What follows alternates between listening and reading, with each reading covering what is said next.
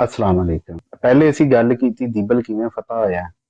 ਹੁਣ ਅਸੀਂ ਕਹਾਂ ਤੁਹਾਨੂੰ ਦੱਸਨੇ ਆ ਕਿ ਅਗਲਾ ਸ਼ਹਿਰ ਕਿਹੜਾ ਸੀ। ਅਗਲੇ ਸ਼ਹਿਰਾਂ ਵਿੱਚ ਜਿਹੜਾ ਵੇ ਖੁਰੈਮ ਬਿਨ ਅਬਦੁੱਲਾ ਉਹਨੇ ਡਾਕੂਆਂ ਦੀ ਜਿਹੜੀ ਬਸਤੀ ਸੀ ਉਧਰ ਦਾ ਰੁਖ ਕੀਤਾ। ਮੁਹੰਮਦ ਬਿਨ ਕਾਸਮ ਨੇ ਨਰੂਨ ਦਾ ਰੁਖ। ਜਦੋਂ ਨਰੂਨ ਵੱਲ ਜਾ ਰਿਹਾ ਸੀ ਉਥੇ ਦਾ ਜਿਹੜਾ ਵੇ ਗਵਰਨਰ ਸੀ, ਰਾਜਾ ਸੀ, ਉਹ ਸੀ ਸੁੰਦਰਦਾਸ।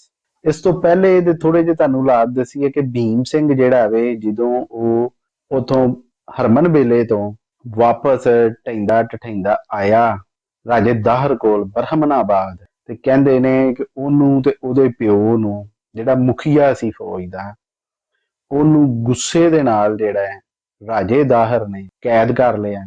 ਆਪਣੇ ਕਿਲੇ ਦੀ ਕੈਦਖਾਨੇ ਦੇ ਵਿੱਚ ਉਹਨਾਂ ਨੂੰ ਕੈਦ ਕੀਤਾ ਤੇ ਉੱਥੇ ਉਹ ਮੁਸਲਮਾਨ ਕੈਦੀ ਸੀ ਜਿਹੜਾ ਇਹਨਾਂ ਨੇ ਜਦੋਂ ਜਹਾਜ਼ ਲੁੱਟੇ ਸੀ ਉਦੋਂ ਗ੍ਰਿਫਤਾਰ ਕੀਤੇ। ਕਿਉਂਕਿ ਭੀਮ ਸਿੰਘ ਨਾਲ ਮੁਹੰਮਦ ਬਿਨ ਕਾਸਮ ਦੀ ਗੱਲ ਹੋਈ ਸੀ, ਉਹਨੇ ਕਿਹਾ ਸੀ ਮੈਂ ਆਪਣੇ ਕੈਦੀਆਂ ਨੂੰ ਲੈਣ ਆਇਆ, ਮੈਂ ਮੁਸਲਮਾਨਾਂ ਨੂੰ ਆਜ਼ਾਦ ਕਰਵਾਉਣਾ ਕਿਦੇ ਤੋਂ, ਰਾਜਾ ਦਾਹਰ ਦੇ ਜ਼ੁਲਮ ਤੋਂ। ਇਸ ਲਈ ਉਹਦੇ ਕੰਨੀ ਗੱਲ ਪਈ, ਉਹਨੇ ਉਹਦੇ ਨਾਲ ਗੱਲਬਾਤ ਕੀਤੀ, ਉਹਨੂੰ ਪਤਾ ਲੱਗਾ, ਉਹਨੇ ਕਿਹਾ ਜੀ ਤੁਹਾਡਾ ਲਸ਼ਕਰ ਆ ਗਿਆ। ਹਰਮਨ ਬੇਲਾ ਨੂੰ ਉਹਨਾਂ ਨੇ ਫਤਹ ਕਰ ਲਿਆ ਤੇ ਉਹ ਦੀਬਲ ਵੱਲ ਜਾ ਰਹੇ ਸਨ ਜਦੋਂ ਮੈਂ ਇੱਧਰ ਨੂੰ ਆਇਆ ਵਾਂ ਤੇ ਮੈਨੂੰ ਮੇਰੇ ਹੀ ਰਾਜੇ ਨੇ ਗ੍ਰਿਫਤਾਰ ਕਰ ਲਿਆ। ਉਧਰੋਂ ਰਾਜਾ ਦਾਹਰ ਜਿਹੜਾ ਵੇ ਆਪਣੇ ਮਸ਼ੀਰਾਂ ਤੇ ਸਰਦਾਰਾਂ ਨੂੰ ਇਕੱਠਿਆਂ ਕਰਕੇ ਮਸ਼ਵਰੇ ਕਰਨ ਰਿਹਾ ਸੀ। ਇੱਕ ਸਰਦਾਰ ਨੇ ਮਸ਼ਵਰਾ ਕੀਤਾ, ਮਹਾਰਾਜ ਕੋਈ ਗੱਲ ਨਹੀਂ, ਦੋ ਛੋਟੇ ਛੋਟੇ ਸ਼ਹਿਰ ਫੜ ਲਏ, ਲੈ ਲਾਂਗੇ ਵਾਪਸ। ਮੁਸਲਮਾਨਾਂ ਨੂੰ ਇਹ ਬਾਹਰ ਜਿਹੜਾ ਮੈਦਾਨ ਹੈ ਬਰਹਮਨਾਬਾਦ ਦੇ ਬਾਹਰ, ਉੱਥੇ ਆਪਣੀ ਫੌਜ ਇਕੱਠੀ ਕਰਨੇ ਆ ਤੇ ਨਰੂਨ ਸ਼ਹਿਰ ਜਿਹੜਾ ਵੇ ਉੱਥੇ ਥੋੜੀ ਫੌਜ ਰੱਖੋ ਤਾਂ ਕਿ ਬੰਦੇ ਘੱਟ ਤੋਂ ਘੱਟ ਮਰਨ, ਬਚਨ ਬਹੁਤੇ। ਉਹਨਾਂ ਨੂੰ ਬੁਲਾਓ ਇੱਥੇ ਬਰਹਮਨਾਬਾਦ ਦੇ ਬਾਹਰ, ਵੱਡੀ ਫੌਜ ਤਿਆਰ ਕਰਨੇ ਆ, ਮੁਸਲਮਾਨ ਥੋੜੇ ਜਿਹੇ ਨੇ, ਪਾ ਲੰਮਿਆ ਦਾਂਗੇ ਉਹਨਾਂ ਨੂੰ, ਕੋਈ ਗੱਲ ਨਹੀਂ। ਹੁਣ ਰਾਜਾ ਦਾਹਰ ਕੋਲੋਂ ਗਲਤੀ ਹੋਈ, ਉਹਨੇ ਇਹ ਕਿਹਾ ਕਿ ਮੁਹੰਮਦ ਬਿਨ ਕਾਸਮ ਜਿਹੜਾ ਵੇ ਇਹ ਬਰਹਮਨਾਬਾਦ ਵੱਲ ਆਏਗਾ, ਲੇਕਿਨ ਮੁਹੰਮਦ ਬਿਨ ਕਾਸਮ ਨੇ ਦਰਿਆ ਨਹੀਂ ਪਾਰ ਕੀਤਾ। ਦਰਿਆ ਦੇ ਦੂਸਰੇ ਪਾਸੇ ਜਿਹੜਾ ਵੇ ਉਹਦਾ ਪੁੱਤਰ ਜਿਹੜਾ ਵੇ ਜੇ ਸੀ ਨਾ, ਉਹ ਮੁਸਲਸਲ ਗਸ਼ਤ ਕਰਨ ਰਿਹਾ ਸੀ ਕਿ ਕਿਸੇ ਪਾਸੇ ਮੁਸਲਮਾਨ ਅਗਾਨ ਟਾਕਰਾ ਹੋਏ, ਉਹਨਾਂ ਨੂੰ ਲੰਮਿਆਂ ਪਾ ਦੀ। ਹੁਣ ਜੀ ਮੁਹੰਮਦ ਬਿਨ ਕਾਸਮ ਨੇ ਬਰਹਮਨਾਬਾਦ ਜਾਣ ਦੀ ਬਜਾਏ ਉਹਨੇ ਨਰੂਨ ਦਾ ਰੁਖ ਕੀਤਾ। ਉਹਦੇ ਸਲਾਰਾ ਨੇ ਪੁੱਛਿਆ ਕਿ ਸਲਾਰੇ ਆਜ਼ਮ ਕਿੱਧਰ ਨੂੰ ਜਾਣ ਡੇ, ਕੀ ਹਿਕਮਤ ਹੈ ਤੁਹਾਡੇ ਇਸ ਫੈਸਲੇ? ਉਹਨੇ ਕਿਹਾ ਦਰਿਆ ਪਾਰ ਕਰਨ ਤੋਂ ਪਹਿਲੇ ਮੈਂ ਆਪਣੇ ਸੱਜੇ ਤੇ ਖੱਬੇ ਦੁਸ਼ਮਣ ਦੀ ਕੋਈ ਚੌਂਕੀ ਐਸੀ ਨਹੀਂ ਰਹਿਣ ਦਾਂਗਾ ਜਿੱਥੋਂ ਸਾਨੂੰ ਇਹ ਡਰ ਹੋਏਗਾ ਕਿ ਸਾਡੇ ਪਿੱਛੇ ਕੰਡ ਪਿੱਛੋਂ ਵਾਰ ਹੋਏਗਾ। ਇਸ ਲਈ ਨਰੂਨ ਅਸੀਂ ਪਹੁੰਚਣਾ। ਘੋੜੇ ਦੌੜ ਪਏ, ਊਂਟ ਦੌੜ ਪਏ, ਪੈਦਲਾਂ ਨੇ ਦੌੜਾ ਲਾ ਦਿੱਤੀਆਂ ਤੇ ਇਹ ਗਏ ਪਹੁੰਚ ਨਰੂਨ ਸ਼ਹਿਰ ਦੇ ਬਾਹਰ।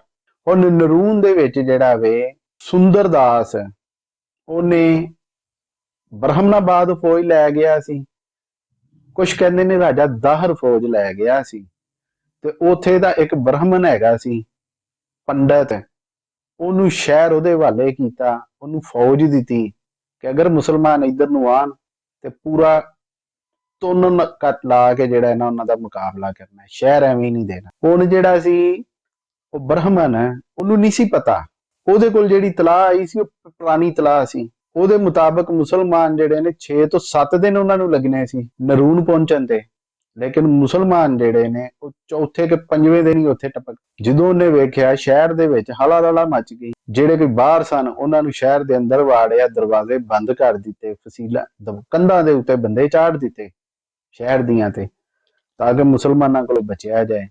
ਕਹਿੰਦੇ ਨੇ 5 ਦਿਨ ਜਿਹੜਾ ਵੇ ਇਹ ਮਹਾਸਰਾ ਚੱਲਿਆ ਨਰੂਨ ਸ਼ਹਿਰ ਦਾ। ਪੱਥਰ ਜਿਹੜੇ ਨੇ ਕੰਧਾਂ ਤੇ ਮਾਰੇ ਜਾ ਰਹੇ ਸਨ, ਸ਼ਹਿਰ ਦੇ ਅੰਦਰ ਵੀ ਪੱਥਰ ਸੁੱਟੇ ਜਾ ਰਹੇ ਸਨ, ਤੇ ਉਹ ਜਿਹੜਾ ਸਲਾਰ ਸੀ ਡਰ ਗਿਆ। 5ਵੇਂ ਕਿ 6ਵੇਂ ਦਿਨ ਬੰਦਿਆਂ ਨੂੰ ਲੈ ਕੇ ਬਾਹਰ ਆਇਆ। ਜਦੋਂ ਬਾਹਰ ਆਇਆ ਵੇ ਤੇ ਉਥੇ ਇਹ ਕੰਮ ਪਿਆ ਕਿ ਕਹਿੰਦੇ ਜੀ ਸੁਲ੍ਹਾ ਕਰ ਲਓ, ਸਾਡੀਆਂ ਕੁਝ ਸ਼ਰਤਾਂ ਨੇ। ਉੱਥੇ ਮੁਹੰਮਦ ਬਿਨ ਕਾਸਮ ਨੇ ਕਿਹਾ, ਉਹਨੇ ਕਿਹਾ ਹਾਰਨ ਵਾਲਿਆਂ ਦੀਆਂ ਸ਼ਰਤਾਂ ਨਹੀਂ ਹੁੰਦੀਆਂ, ਸ਼ਰਤਾਂ ਜਿੱਤਣ ਵਾਲਿਆਂ ਦੀਆਂ ਹੁੰਦੀਆਂ, ਤੁਸੀਂ ਹਾਰ ਕੇ ਬਾਹਰ ਆਏ, ਲੇਕਿਨ ਫੇਰ ਵੀ ਦੱਸੋ ਅਸੀਂ ਤੁਹਾਡੇ ਨਾਲ ਕੀ ਸਲੂਕ ਕਰੀਏ। ਉੱਥੇ ਫਿਰ ਕੁਝ ਸ਼ਰਤਾਂ ਤੈਅ ਹੋਈਆਂ। ਉਹ ਸ਼ਰਤਾਂ ਕੀ ਸਨ ਕਿ ਹਿੰਦੂ ਜਿਹੜੇ ਨੇ ਉਹ ਆਪਣੇ ਮੰਦਿਰਾਂ ਦੇ ਵਿੱਚ ਜਿਹੜਾ ਵੇ ਇਬਾਦਤ ਕਰ ਸਕਦੇ ਨੇ, ਕਿਸੇ ਦੀ ਧੀ ਭੈਣ ਦੀ ਇੱਜ਼ਤ नहीं लुटी जाएगी। मुसलमान लुटते भी नहीं सी ਹੁੰਦੇ। ਉਸ ਤੋਂ ਬਾਅਦ ਜਾਨ ਮਾਲ ਕਿਉਂਕਿ ਅਸੀਂ ਜਿੱਤੇ ਆ ਕਿਲਾ, ਸਿਪਾਹੀਆਂ ਨੂੰ ਹੱਕ ਹੋਏਗਾ ਕਿ ਜਿਹੜਾ ਮਾਲ ਉਹਨਾਂ ਨੂੰ ਚੰਗਾ ਲੱਗੇ ਉਹ ਲੈ ਸਕਦੇ ਨੇ। ਇੱਥੋਂ ਵੀ ਬੜਾ ਵੱਡਾ ਖਜ਼ਾਨਾ ਜਿਹੜਾ ਵੇ ਮੁਸਲਮਾਨਾਂ ਦੇ ਹੱਥੇ ਲੱਗਾ। ਇਹ ਵੀ ਖਜ਼ਾਨਾ ਤਕਸੀਮ ਕਿਵੇਂ ਕੀਤੀ? ਤਕਸੀਮ ਐਵੇਂ ਕੀਤੀ, ਦਿਬਲ ਚ ਵੀ ਇਹੀ ਤਕਸੀਮ ਸੀ ਕਿ ਜਿਹੜੇ ਘੋੜਸਵਾਰ ਨੇ, ਜਿਹੜੇ ਸਭ ਤੋਂ ਅੱਗੇ ਅੱਗੇ ਹੋ ਕੇ ਲੜਦੇ ਸੀ, ਉਹਨਾਂ ਨੂੰ ਦੁੱਗਣਾ ਦਿੱਤਾ ਗਿਆ। ਪੂਰੇ ਮਾਲੇ ਗਨੀਮਤ ਦੇ 5 ਹਿੱਸੇ ਕੀਤੇ ਗਏ। ਉਹਦੇ ਵਿੱਚੋਂ ਇੱਕ ਹਿੱਸਾ, 4 ਹਿੱਸੇ ਜਿਹੜੇ ਨੇ, 3 ਹਿੱਸੇ ਉਹ ਭੇਜ ਦਿੱਤੇ ਗਏ ਦਮਿਸ਼ਕ, ਇੱਕ ਹਿੱਸਾ ਸ਼ਹਿਰ ਦੀ ਮੁਰੰਮਤ ਵਾਸਤੇ ਰੱਖਿਆ ਗਿਆ, ਇੱਕ ਹਿੱਸਾ ਫੌਜ ਦੇ ਮਾਲੇ ਗਨੀਮਤ ਵਾਸਤੇ ਰੱਖਿਆ। ਉਹਦੀ ਤਕਸੀਮ ਅੱਗੋਂ ਇੰਝ ਹੋਈ ਸੀ ਕਿ ਜਿਹੜੇ ਘੋੜਸਵਾਰ ਸਨ ਉਹਨਾਂ ਨੂੰ 2-2 ਹਿੱਸੇ, ਜਿਹੜੇ ਪਿੱਛੇ ਸਨ ਉਹਨਾਂ ਨੂੰ ਇੱਕ ਇੱਕ, ਪਿਆਦਿਆਂ ਨੂੰ ਇੱਕ ਇੱਕ, ਤੇ ਜਿਹੜੇ ਨੌ ਮੁਸਲਮ ਸਨ, ਜਿਹੜੇ ਨਵੇਂ ਮੁਸਲਮਾਨ ਹੋਏ ਸੀ, ਇੱਕ ਇੱਕ ਹਿੱਸਾ ਉਹਨਾਂ ਨੂੰ ਦਿੱਤਾ ਗਿਆ। ਇਹ ਜਦੋਂ ਸਲੂਕ ਵੇਖਿਆ ਕੈਦੀਆਂ ਨੇ, ਦੁਸ਼ਮਣ ਦੀਆਂ ਕੈਦੀਆਂ ਨੇ, ਉਹ ਤੇ ਪਾਗਲ ਹੋ ਗਏ। ਉਹਨਾਂ ਨੇ ਕਿਹਾ ਇਹਨਾਂ ਦਾ ਕੀ ਹਿਸਾਬ ਹੈ, ਇਹ ਸਾਰੇ ਇੱਕੋ ਵਰਗੇ ਕੰਮ ਕਰਦੇ ਨੇ, ਜਿਹੜਾ ਜਿੰਨਾ ਲੜਦਾ ਉਹਨੂੰ ਉਹਨਾਂ ਹਿੱਸਾ ਨਹੀਂ ਮਿਲਦਾ, ਬਲਕਿ ਅਸੂਲ ਦੇ ਤਹਿਤ ਮਿਲਦਾ। ਹੁਣ ਮੁਹੰਮਦ ਬਿਨ ਕਾਸਿਮ ਨੇ ਨਰੂਨ ਸ਼ਹਿਰ ਦੇ ਵਿੱਚ ਵੀ ਮਸਜਿਦ ਬਣਵਾਈ। ਜਿਹੜੇ ਲੋਕ ਮੁਸਲਮਾਨ ਹੋਣਾ ਚਾਹੁੰਦੇ ਸੀ ਉਹਨਾਂ ਨੂੰ ਮੁਸਲਮਾਨ ਕੀਤਾ, ਤੇ ਲਾਗੇ ਚਾਗੇ ਸਿੰਧ ਦੇ ਬਾਕੀ ਇਲਾਕਿਆਂ 'ਚ ਖਬਰ ਫੈਲ ਗਈ ਸੀ। ਜਦੋਂ ਬਰਹਮਨਾਬਾਦ ਵਿੱਚ ਵੀ ਖਬਰ ਫੈਲ ਗਈ ਸੀ। ਜਦੋਂ ਹਰਮਨ ਵੇਲਾ ਤੇ ਦੀਬਲ ਫਤਿਹ ਕੀਤਾ, ਉੱਥੋਂ ਜਿਹੜਿਆਂ ਲੋਕਾਂ ਨੂੰ ਛੱਡਿਆ ਗਿਆ, ਉਹਨਾਂ ਨੇ ਜਾ ਕੇ ਕਿਹਾ ਬੱਲੇ ਬੱਲੇ, ਸਿੰਧ 'ਚ ਉਤਾਰ ਆਇਆ, ਬੜਾ ਹੀ ਚੰਗਾ ਹੈ, ਬੜੇ ਚੰਗੇ ਨਿਜ਼ਾਮ ਕਰਦਾ। ਲੋਕਾਂ 'ਚ ਗੱਲਾਂ ਫੈਲਾ ਦਿੱਤੀਆਂ ਗਈਆਂ। ਐਸ ਵਜ੍ਹਾ ਤੋਂ ਲੋਕ ਮੁਹੰਮਦ ਬਿਨ ਕਾਸਿਮ ਤੋਂ ਡਰਦੇ ਨਹੀਂ ਸਨ। ਆਮ ਲੋਕ ਕਿਹੜੇ ਆਮ ਲੋਕ? ਜਦੋਂ ਆਰੀਆ ਲੋਕ ਆਏ, ਉਹਨਾਂ ਨੇ ਦਰਾਵੜਾਂ ਨੂੰ, ਕਹਿੰਦੇ ਨੇ, ਲਿਖਣ ਵਾਲੇ ਲਿਖਦੇ ਨੇ ਕਿ ਦਰਾਵੜ ਜਿਹੜੇ ਸਨ ਉਹਨਾਂ ਨੂੰ ਸ਼ੂਦਰ ਦਾ ਲਕਬ ਦੇ ਦਿੱਤਾ ਸੀ ਕਿ ਇਹ ਤੇ ਛੂਤ ਨੇ, ਇਹ ਕਮੀ ਕਮੀਨ ਨੇ, ਇਹ ਤੇ ਛੂਤ ਨੇ, ਕਮੀ ਕਮੀਨ ਨੇ। ਹਾਲਾਂਕਿ ਉਹ ਸਹੀ ਹਿੰਦੁਸਤਾਨ ਦੇ ਵਾਰਸ ਸਨ। ਉਹਨਾਂ ਨੇ ਮੁਹੰਮਦ ਬਿਨ ਕਾਸਿਮ ਦਾ ਇੰਤਜ਼ਾਰ ਸ਼ੁਰੂ ਕਰ ਦਿੱਤਾ ਹਰ ਸ਼ਹਿਰ 'ਚ, ਕਿਦੋਂ ਆਏਗਾ ਜਦੋਂ ਅਸੀਂ ਵੀ ਬਰਾਬਰ ਹੋਵਾਂਗੇ। ਨਰੂਰ ਸ਼ਹਿਰ 'ਚ ਰਹਿ ਕੇ ਮੁਹੰਮਦ ਬਿਨ ਕਾਸਿਮ ਨੇ ਉੱਥੇ ਇੰਤਜ਼ਾਮ ਪੂਰੇ ਕੀਤੇ, ਬੰਦੇ ਉੱਥੇ ਜਿਹੜੇ ਨੇ ਕੰਮਾਂ ਤੇ ਲਾਏ। ਉਸ ਤੋਂ ਬਾਅਦ ਜਿਹੜਾ ਵੇ ਉਹਨੂੰ ਇਤਲਾਵਾਂ ਮਿਲੀਆਂ ਕਿ ਪ੍ਰਤਾਪ ਰਾਏ ਜਿਹੜਾ ਵੇ ਉਹ ਜਾ ਕੇ ਸੇਵਨ ਬਹਿ ਗਿਆ ਤੇ ਸੁੰਦਰਦਾਸ ਵੀ ਸੇਵਨ ਬੈਠਾ, ਇੰਝ ਦੀਆਂ ਖਬਰਾਂ ਮਿਲੀਆਂ।